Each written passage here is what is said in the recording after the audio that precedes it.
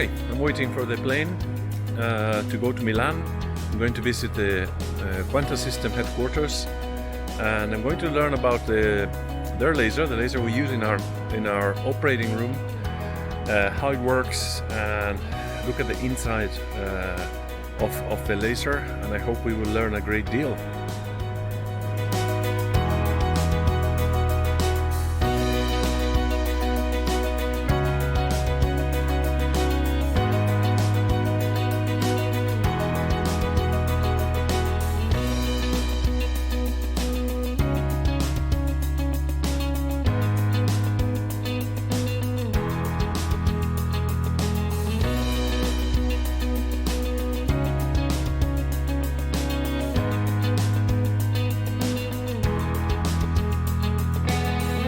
Hello, I'm Fernando Gomez Sancha from the ICUA Clínica Central in Madrid, Spain, and I'm very excited to be in Milan at the Quanta System headquarters to learn about their lasers, and I hope you will enjoy this geeky review.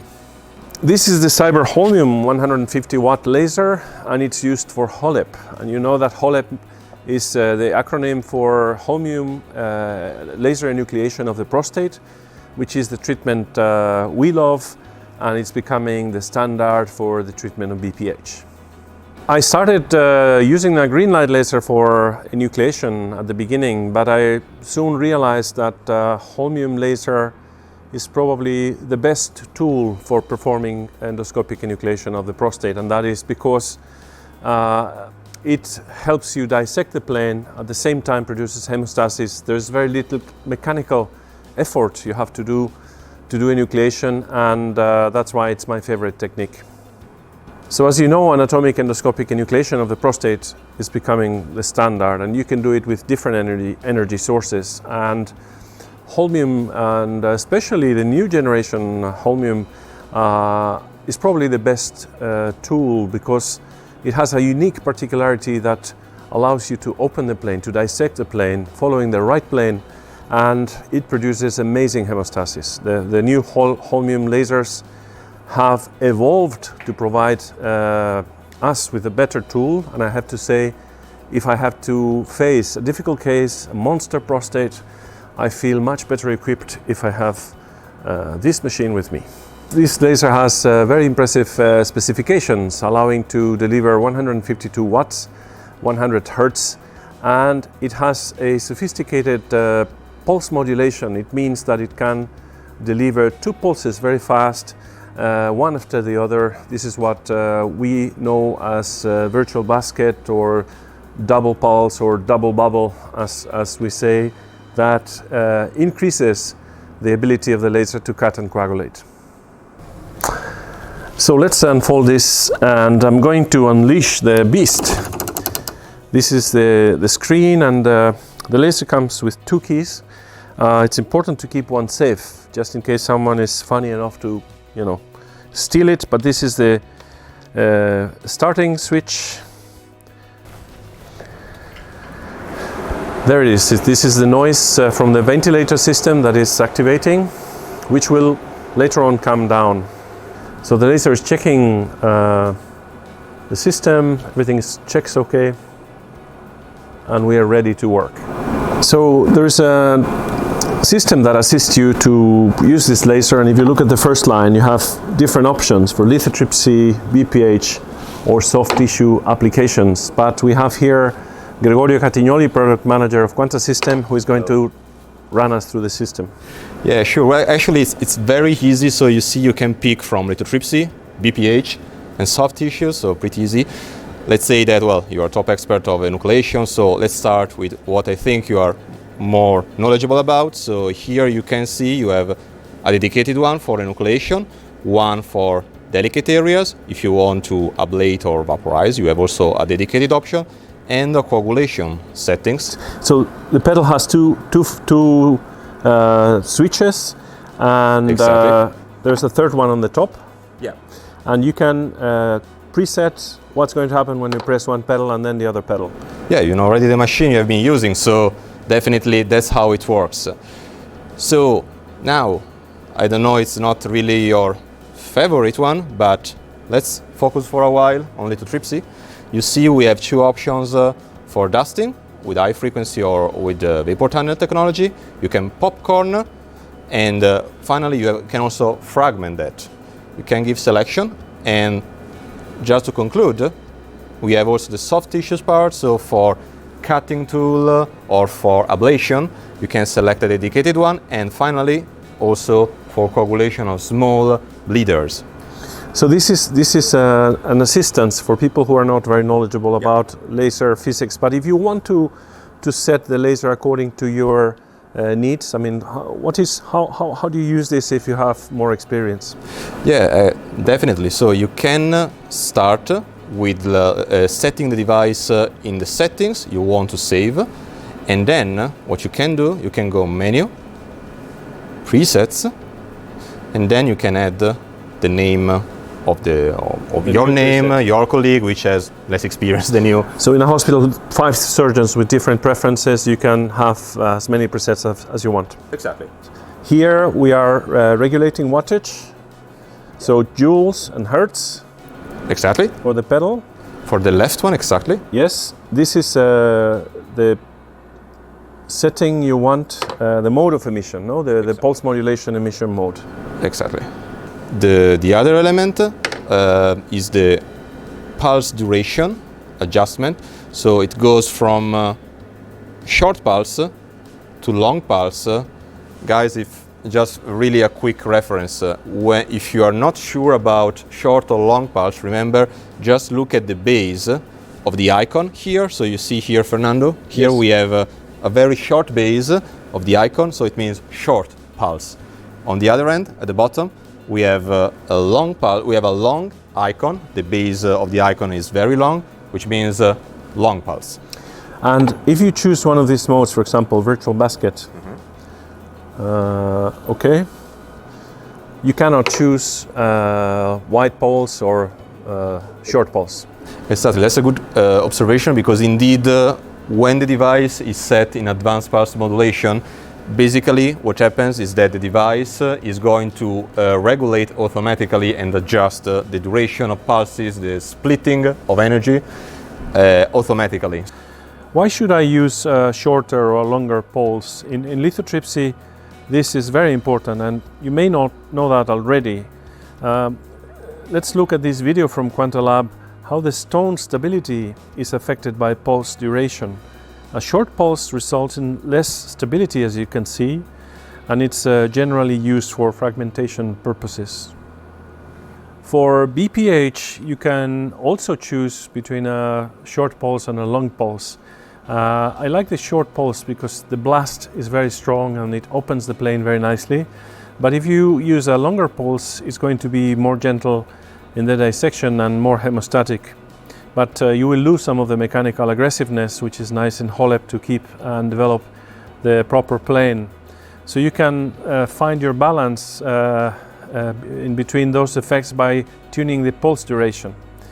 Of course, if you use the advanced pulse modulation, I think you will not need to worry about this, because pulse modulation is, in my opinion, the champion setting for HoLEP.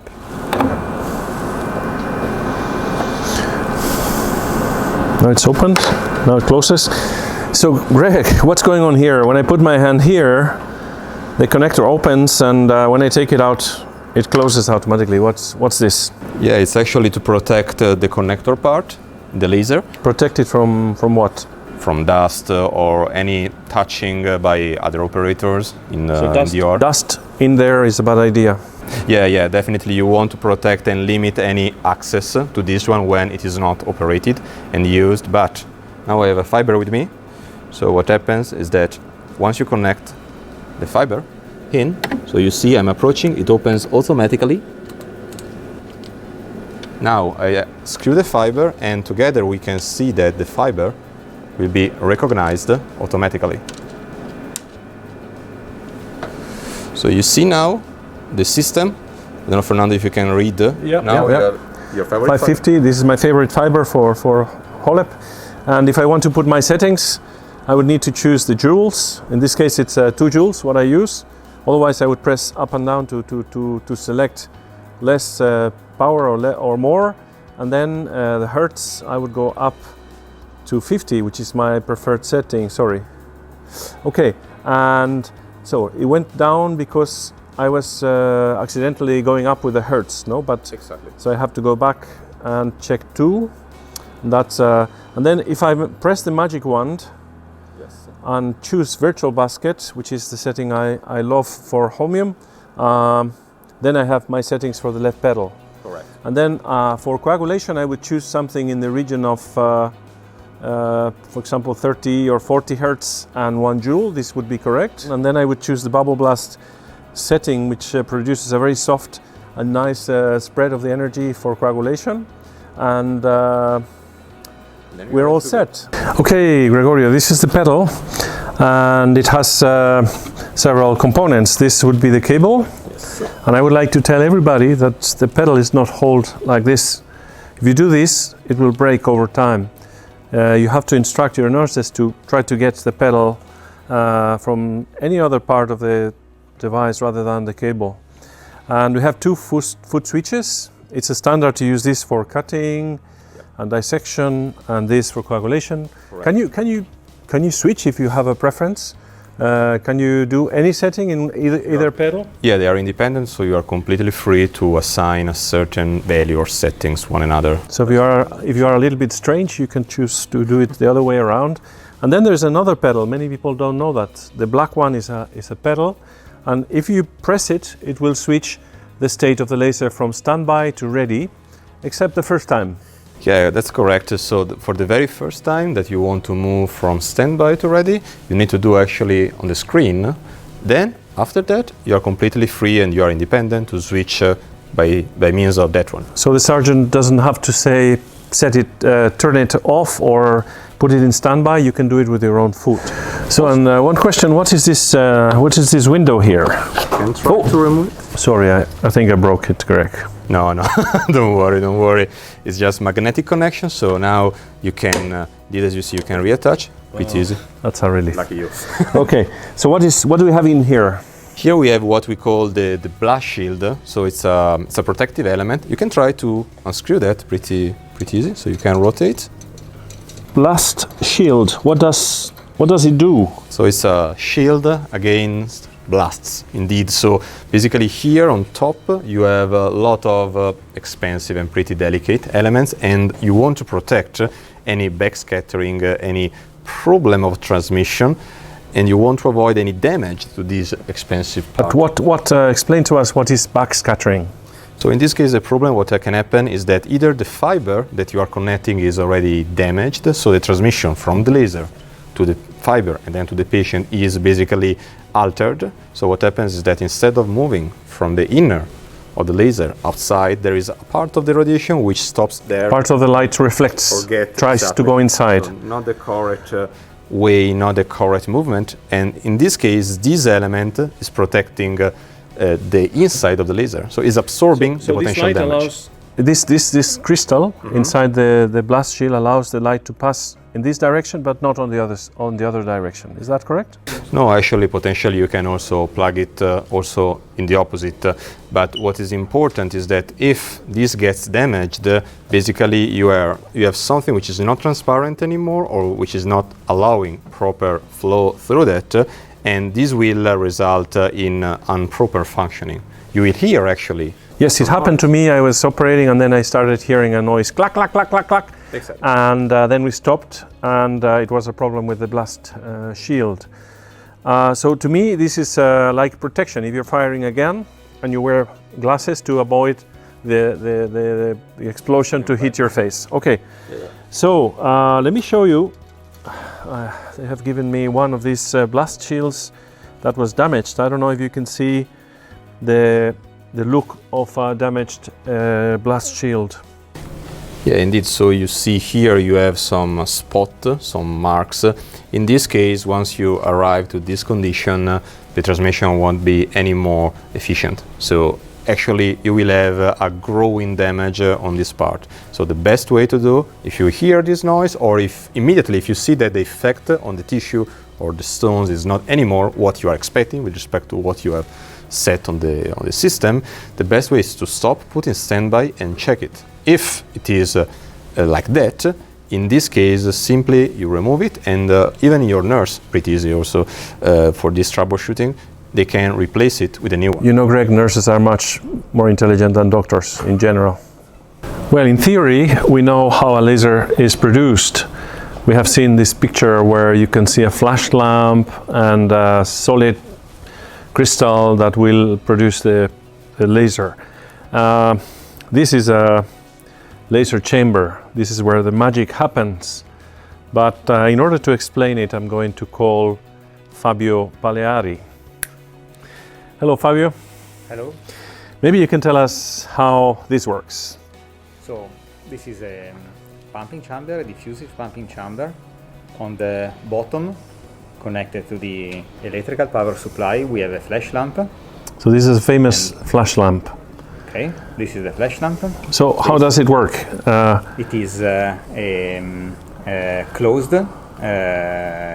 space, a closed vial in quartz, and there are two electrodes that make a spark. A spark. So there will be a spark going inside. And what is inside the chamber? The gas is xenon. Xenon. All right. So this will flash many times. It will flash many times. Each time the current is flown, it will make a big flash, and it will provide the energy to the laser crystal. That is this crystal. The laser rod, or the laser. This is a solid state laser. Solid state laser. So the crystal is in the shape of a rod. So this is a holmium crystal. This is a holmium YAG crystal. So holmium is green. Green is the part that absorbs the light from the flash lamp. So this would be more or less positioned like that. It will be like that, in a diffusive chamber, so that even the light that goes not directly in the rod will go back and circulate. So this mechanism produces a lot of heat. That produces a lot of heat. That produces around 1 kilowatt of heat, and the heat will need a lot of water to be removed. Okay, so you will irrigate inside this chamber? In this laser, we will pump water from the bottom in pressure, like many liters per minute.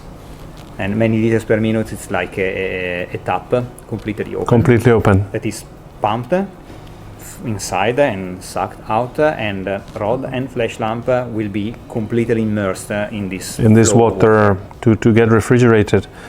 Okay, this is amazing. I didn't know this was green. This is a shock for me. How many pumping chambers has this laser inside? This laser is the 150 watt, has 4 pumping chambers, each one providing 35 watts. 35 watts, okay. So let's see how it works. The emission of holmium lasers is produced inside boxes called cavities that contain a flash lamp that transmits the energy to the laser rod, a holmium YAG doped rod that, excited by the lamp, produces photons at a wavelength of 2.1 microns.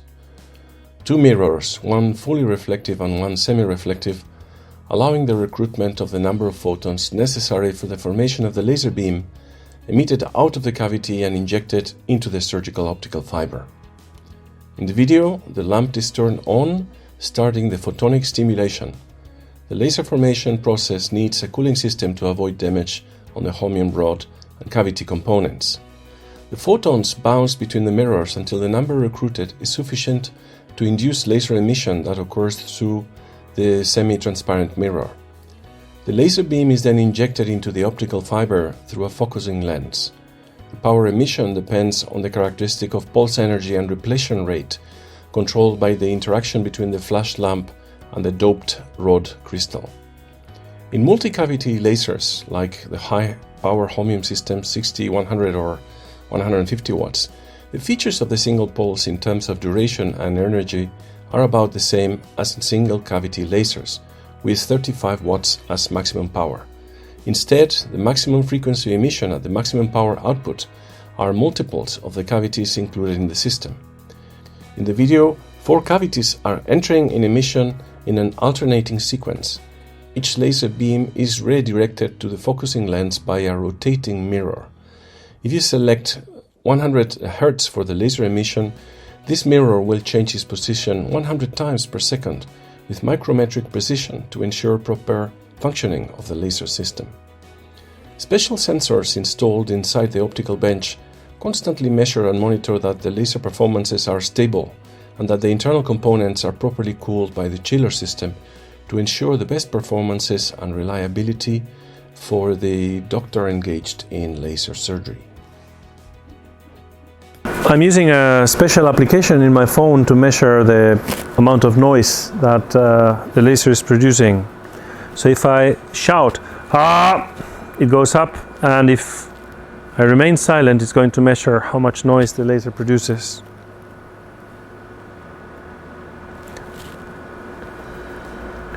You can see it's extremely silent.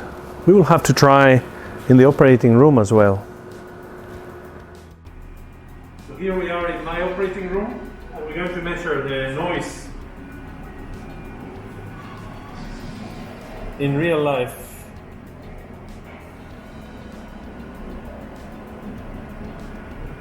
It's quite silent. We have to record later when it's operating.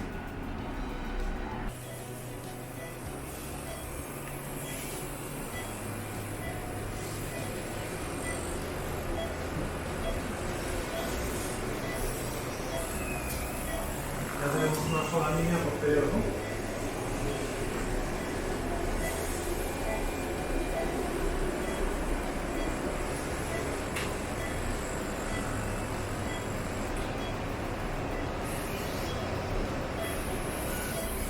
El filtro.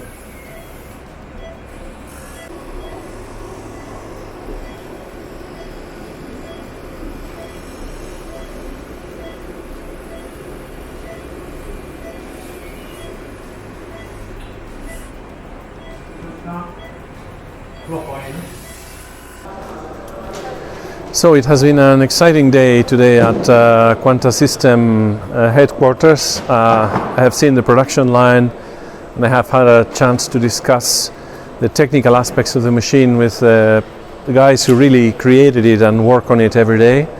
And I have to say I'm very impressed, and I think it's a very good device for lithotripsy, for breaking stones, and for BPH. And to me, the main features that make it attractive are that you can use a reusable fiber that is quite silent in the operating room, and I think that's really important for us, for the surgeons. And of course, it has a lot of benefits that will impact the quality of life of your patients. So I hope you enjoyed the review.